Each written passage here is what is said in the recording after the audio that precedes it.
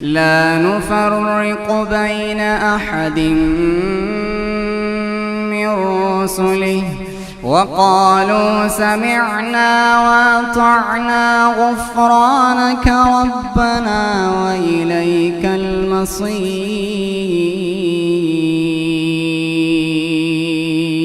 سے نظامی جو عالم دین کا کورس ہمارے بزرگوں نے بنایا وہ اتنی عظیم اہمیت کا حامل ہے کہ اگر کوئی شخص اسے اچھی طریقے سے پڑھ لے تو وہ دور حاضر کے تمام فتنوں کو بھی اچھی طریقے سے سمجھ سکتا ہے اور جس پلیٹ فارم پہ کھڑا ہو وہ بات کرنے کا اہل ہو سکتا ہے، لیکن بشرط یہ کہ وہ اسے اچھی طریقے سے پڑھے، سمجھے اور اس کو دور حاضر کے مطابق سمجھنے کی بھی کوشش کرے کہ آج کے دور میں اس میں کس طرح اس کو امپلیمنٹ کرنا ہے۔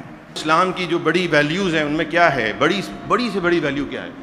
حیا جو ہے وہ ایسی ویلیو ہے جس کے اوپر حد قائم ہوتی ہے، قذف کی، زنا کی حدود اللہ قائم کی جاتی ہیں۔ اس حیا، اس کا مد مقابل کیا ہے؟ وہ ہے فحاشی، بے حیائی۔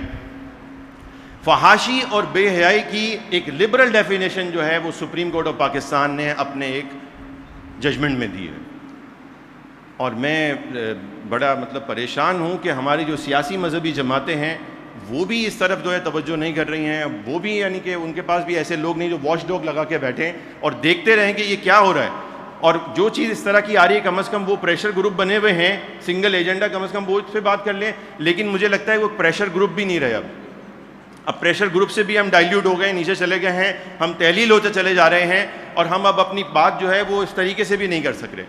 تو یہ ایک بہت اہم فیصلہ آیا ہے۔ یہ فیصلہ کیا ہوتا ہے کہ 3 طرح سے آپ کا قانون بنتا ہے، یا تو قومی اسمبلی میں ایوانوں میں بنتا ہے، دوسرا آپ کا قانون بنتا ہے کہ جو پھر ادارے بنتے ہیں، وزارتیں بنتی ہیں، اپنے رولز بناتی ہیں، تیسرا یہ ہوتا ہے کہ جو عدالتیں ہوتی ہیں ان کے پریسیڈنٹ سیٹ ہوتا ہے، نظیریں سیٹ ہوتی ہیں کہ اگر کوئی ایک فیصلہ آیا تو دوسرے کو اسی نظیر سے دیکھا جاتا ہے۔ 3 طریقے ہیں جن سے قانون بن رہا ہے۔ یہ طریقہ بھی ایک قانون بنانے کا ہی طریقہ ہے۔ اگر آپ آج کہیں گے کہ یہ غیر مؤثر ہے یا یہ بات اس نے ایسی کی ہے اور یہ تو اس کی اضافی باتیں تھیں وغیرہ وغیرہ، لیکن بھائی 10-15 سال کے بعد جو ہے نا وہ اسی کو نظیر بنا کر وہ پتہ نہیں کیا کریں گے، لیکن 10-15 سال کی میں بہت دور کی بات کر رہا ہوں، اب یہ 2-3 سالوں میں ہی ساری چیزیں آپ کے سامنے آئیں گی۔ تو اس لیے بہت طریقے سے ہمیں چیزوں کو سمجھنا ہے، اور اس کو میں سمجھتا ہوں کہ علماء اکرام کو اس فتنے کو، جو فتنہ جیسا کہ ہمارے انس بندیالوی صاحب نے جس کو واضح کیا، پوسٹ ماڈرنزم کا فتنہ ہے جس میں کوئی بھی چیز حقیقت نہیں، ایبسولوٹ ٹروتھ ہی نہیں ہے کوئی بھی، تو اسے جو ہے باقاعدہ علماء کو چاہیے کہ اسے ایک دین کی طرح لیں، ایک فرقے کی طرح لیں، اور اس کا رد جو ہے وہ اسی طاقت کے ساتھ کریں جیسے آپ نے عیسائیت کا، ہندو مذہب کا، یہودیت کا، اور پھر دین کے اندر موجود جیسے قادیانیت اور نئے دوسری چیزیں نکلیں ان کا جیسے آپ نے رد کیا ہے۔ علم والے اور غیر علم والے برابر نہیں ہو سکتے۔ ہمارے دین اسلام میں اگر فضیلت جس علم کی ہے لی ذاتی ہی وہ علم دین ہے، باقی جتنے بھی علوم ہیں ان کی فضیلت لی ذاتی نہیں لی غیری ہے، اور ان کی فضیلت اس طرح بنے گی، مثلاً ڈاکٹری کا علم، انجینئرنگ کا علم، یا فوج کا علم، یا کسی بھی ادارے کا یا کوئی بھی فن ہے، اس کی فضیلت یا اس پر اجر و ثواب اس طور پر ملے گا کہ اگر ہماری اس کے اندر اچھی نیت ہے تو اس اچھی نیت کی وجہ سے یا امت مسلمہ کی خدمت کی نیت سے اس کے اندر ثواب ملے گا۔ باقی علم دین یا علم دین والے، ان کی فضیلت لی ذاتی ہے، اور اس علم کو تمام علوم پر فضیلت اور درجات دیے گئے ہیں ہمارے مذہب کے اندر۔ لیکن موجودہ دور میں جیسا کہ شعیب مدنی صاحب نے بیان کیا کہ موجودہ دور کے اندر یہ معاملات ہو رہے ہیں کہ وہ فضائل جو علم دین کے بیان کیے گئے ہیں اور وہاں علم کا ذکر ہوا تو تحریف کر کے ان کو دوسرے علوم پر مطبق کیا جاتا ہے اور کہا جاتا ہے کہ یہ بھی علم ہے اور اس علم کو حاصل کرنے والے کے بھی یہ درجات ہیں۔ تو ہمارا مدرسہ جو ہے اس کی اساس علم دین حاصل کرنا ہے، اور لی ذاتی جو فضیلت ہے اسے حاصل کرنا ہے، قرآن کو سمجھنا ہے، حدیث کو سمجھنا ہے، اور رسول اللہ صلی اللہ تعالی علیہ وسلم کی باتوں کو سمجھنا ہے۔ علماء بااثر نہ ہوئے تو لوگ ہم پر اثر انداز ہوں گے، اور اگر علماء بااثر ہوئے تو کوئی بھی چیز جو ہے ہم پر غالب نہیں آ سکتی۔ اس کی مثال ہے ہمارے سامنے صلاح الدین ایوبی، نور الدین زنگی علیہ رحمہ، یہ بہت بڑے فوجی اور جرنیل گزرے۔ یہ دونوں کے دونوں صوفی بزرگ امام شاذلی علیہ رحمہ کے سلسلے کے صحبت یافتہ ہیں، اور صحبت پا کر انہوں نے فلسطین کو آزاد کیا ہے۔ زندگی کی پہلی صبح جو آپ کی تعلیم میں گزری تھی تو بلیک بورڈ پر آپ کے استاذ نے ایک لمبی لائن کھینچی تھی اور آپ کو کہا تھا اس کو الف کہتے ہیں۔ تو کسی نے آپ سے یہ نہیں پوچھا کہ یہ الف ہے، اس کی کیا دلیل ہے؟ آپ نے یہی کہا میرا استاد خود اس کی دلیل تھا۔ اس استاد کے علم پر اعتماد کر کے ہی میں نے یہ ترقی کے مدارج کو بلند کیا ہے۔ لہٰذا اپنے آپ کو ان اساتذہ کے حوالے کیجئے۔ جب آپ علم کے حوالے اپنے آپ کو کریں گے تو علم، جس طرح مفتی اعظم فرماتے ہیں کہ مفتی اعظم منیب الرحمان صاحب اکثر فرماتے ہیں کہ یہ علم آپ کو گرنے نہیں دے گا۔ اس کا مشاہدہ ہم ابھی نور الدین زنگی رحمہ اللہ اور دیگر اکابر اسلاف، امام حریت فضل خیر آبادی، ماضی قریب کے عظیم مجاہدین علماء کے سامنے ہے کہ دین نے ان کو گرنے نہیں دیا۔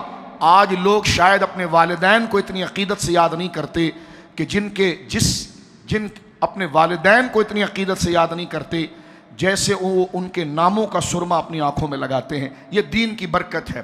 امام اعظم ابو حنیفہ رحمہ اللہ کی مسانید، آپ کے کئی تلامذہ، اس کے روات بہت ہیں، متعدد ہے، لیکن تمام میں یہ سند ملتی ہے۔ مختصر جلدی سے میں طلباء کے لیے عرض کر دینا چاہتا ہوں، کیونکہ انسان فطرتاً تقلید پسند ہے۔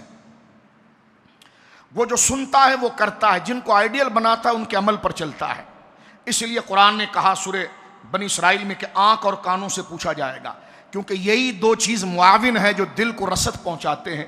تو لہذا مجھے اور آپ کو چاہیے کہ ہم اپنا مقتدا اور علم کا ماخذ ان شخصیات کو بنائیں کہ جس پر خاص و عام کا تواتر ہے، ان کی اصابت رائے پر، ان کے تقوی پر اور ان کے سچے ہونے پر۔ امام الائمہ، کاشف الغمہ، سراج الامہ، سرکار حضور سیدنا و مولانا نعمان بن ثابت امام اعظم ابو حنیفہ کہتے ہیں میں 80 ہجری میں پیدا ہوا، 16 سال کا تھا، اپنے والد گرامی حضرت ثابت کے ساتھ میں حرم خدا میں حج کے لیے حاضر ہوا۔ یہ بالکل ابتدا میں ہی مسند امام اعظم میں ہے۔ فرماتے جب میں حرم میں حاضر ہوا تو میں دیکھتا ہوں کہ مسجد الحرام شریف مطاف جس پر واک کرتے ہیں مسجد الحرام، میں دیکھتا ہوں وہاں پر ایک حلقہ عظیم ہے اور ایک روشن چہرے والے بزرگ جلوگر ہیں اور وہ لوگوں کو درس دے رہے ہیں۔ تو میں نے اپنے والد گرامی سے پوچھا کہ حضور یہ کون ہے؟ فرمایا تم نہیں جانتے نعمان یہ کون ہے؟ کہا کون؟ فرمایا یہ رسول اللہ کے صحابی حضرت عبداللہ بن حارث ہیں زبیدی۔ کہتے میں دوڑتا ہوا، یعنی تیز رفتار سے چلتا ہوا، تیزی سے چلتا ہوا کہ مجھ سے ان کے کوئی کلمات چھوٹ نہ جائیں، کہ وہ آنکھیں جنہوں نے رسول اللہ کو دیکھا ہے آج مجھے یہ شرف مل رہا ہے کہ میں اس آواز سے بھی سامع نواز ہو رہا ہوں اور اپنی آنکھوں سے ان کا دیدار بھی کر رہا ہوں۔ کہتے ہیں جب میں آگے بڑھا تو میں کیا دیکھتا ہوں کہ میں جب ان کے حلقہ درس میں بیٹھا تو صحابی رسول حضرت عبداللہ زبیدی رضی اللہ تعالیٰ اپنی زبان مبارکہ سے یہ بات ارشاد فرما رہے ہیں کہ سمعت رسول اللہ صلی اللہ علیہ وسلم، کہ میں نے حضور سے براہ راست یہ بات سنی۔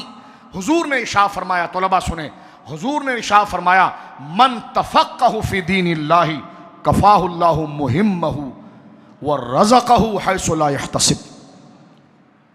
اللہ اکبر۔ فرمایا میں نے سنا کہ حضور سید عالم فرما رہے تھے کہ جس نے دین کا فقہ اور دانائی حاصل کرنے کے لیے اپنے آپ کو وقف کیا، کفاہ اللہ مہمہ، اس کی تمام حاجات اور مشکلات میں خدا خود کافی ہو گیا۔ جناب سید عالم محبت وحی اس کو بیان کر رہے ہیں۔ فرمایا وَرَزَقَهُ حَيْثُ لَا يَحْتَسِبُ، اور اسے وہاں سے اس کے باطنی اور ظاہری رزق کی رسد جڑ گئی جہاں اس طالب علم کا گمان بھی نہیں تھا۔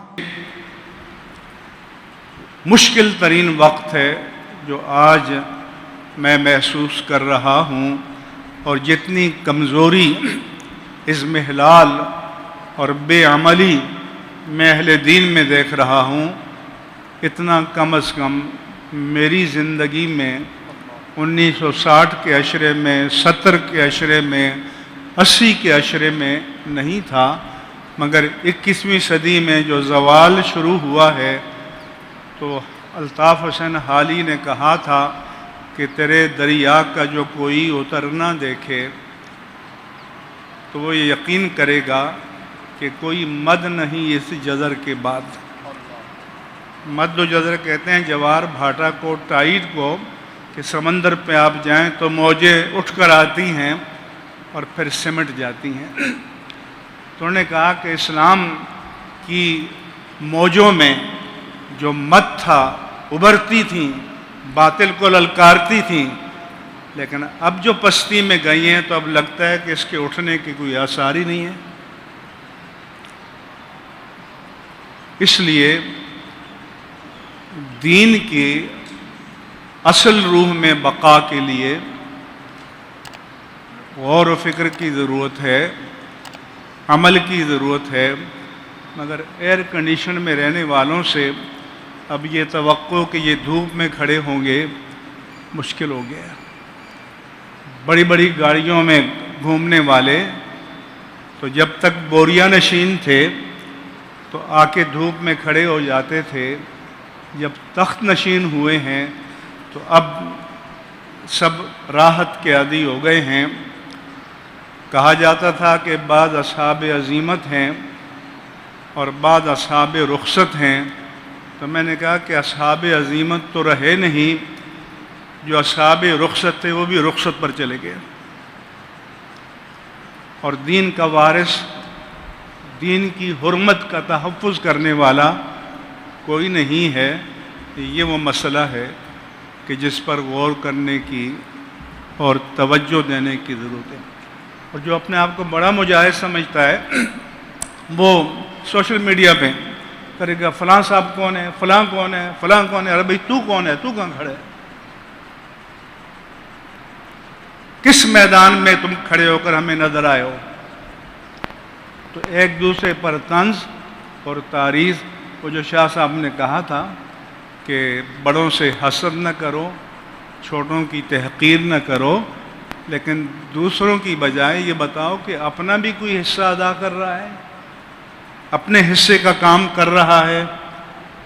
اگر نہیں ہے تو پھر یہ سارے ہمارے ادارے، یہ رونقیں، یہ کس کام کی؟ کہ جب اسلام کا یہ مرثیہ ہو کہ میں جو سوختہ ساما ہوں تو یہ روز سیاہ، خود میرے گھر کے چراغاں نے دکھایا ہے مجھے، کافر میری تذلیل نہ کر سکتا تھا، یہ سوغات عطا کی ہے مسلمان نے مجھے۔